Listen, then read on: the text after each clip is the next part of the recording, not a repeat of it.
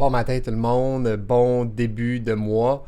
Bon, un peu tard pour le bon début d'année, mais avec le confinement, on peut encore dire bon début d'année. Je vais commencer par vous dire merci, merci d'être là. Merci aussi, en fin de semaine, j'ai reçu un commentaire d'une personne qui m'a parlé en privé sur les vidéos que je fais, puis qui les regarde, qui a un impact. Donc, merci. La personne va se reconnaître. Donc, voilà. Donc, je remercie aussi pour les supports, les commentaires, les likes, bon, tu sais, les algorithmes. Fait que voilà, ce matin, on va commencer avec. On va parler planification. Regarde, pour commencer en beauté, pourquoi on planifie, hein? C'est quoi la raison de la planification?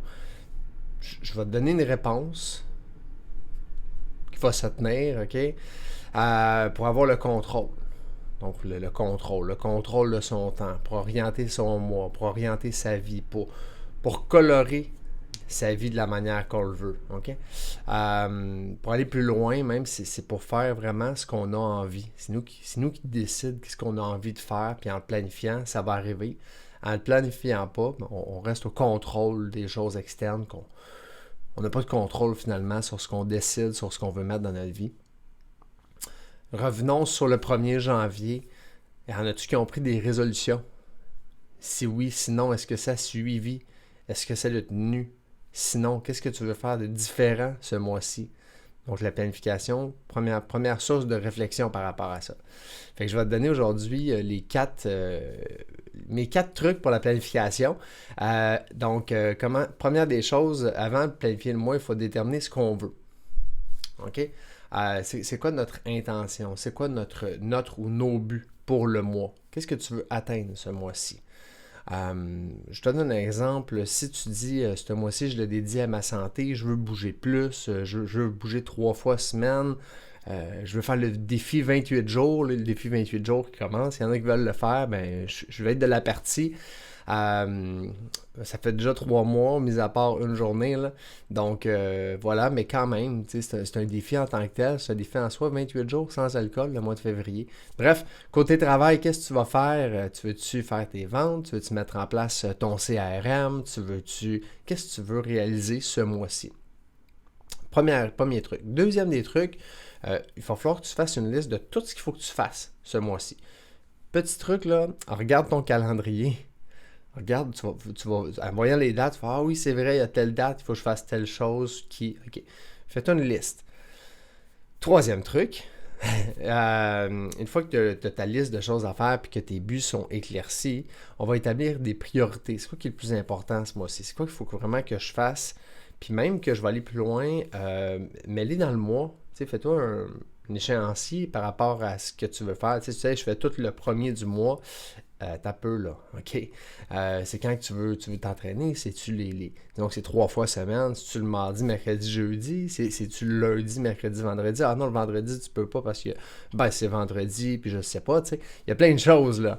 Mais en le mettant d'avance, ça va t'aider à le planifier.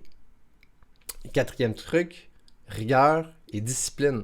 Oh, la discipline personnelle. Le succès de ce que tu vas mettre dans ton mois va être directement relié à ta discipline personnelle. Puis là, on parle de discipline, on parle de contrôle. Ouais, Jeff, c'est difficile. Ouais, effectivement.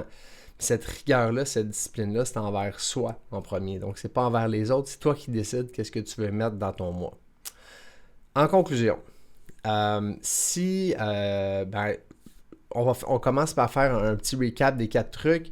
Avant de planifier le mois, détermine c'est quoi que tu veux, c'est quoi ton intention, tes buts. Deuxième, fais-toi une liste de tout ce qu'il faut que tu fasses. Troisième, tu vas faire des échéanciers, de où tu vas le faire. Puis quatrième, discipline et rigueur. Ça, c'est mes 4 trucs. Puis, je termine avec ça aujourd'hui. Si tu arrives à la fin du mois et que tu n'as pas réussi ce que tu voulais faire, okay, ce que tu voulais mettre en place, on peut mettre nos échecs souvent sur le manque de volonté, sur une négociation. Je parle souvent de négociation envers soi-même, mais souvent c'est un comportement ou un conditionnement qui est seulement très bien implanté, soit depuis longtemps ou très bien ancré. Fait que si tu te sens dans cette situation-là, bien, premièrement, arrête de te flageller, là, OK?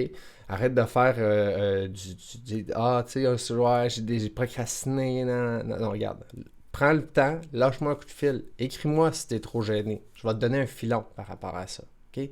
Quand c'est des conditionnements qui sont très bien implantés, c'est pas un manque de discipline. Souvent, c'est pas un manque, c'est pas une procrastination. Il y a d'autres choses. Il y a anguille sur roche. Donc, sur ça, c'était ma planification du mois. Donc, je vous souhaite une très bonne planification du mois de février. Restart. Bientôt, on sort du confinement. On va rester prudent quand même, mais quand même, la vie continue. Let's go. Prends le contrôle de ta vie, prends le contrôle de ton temps. Puis sur ça, je vous dis à très bientôt.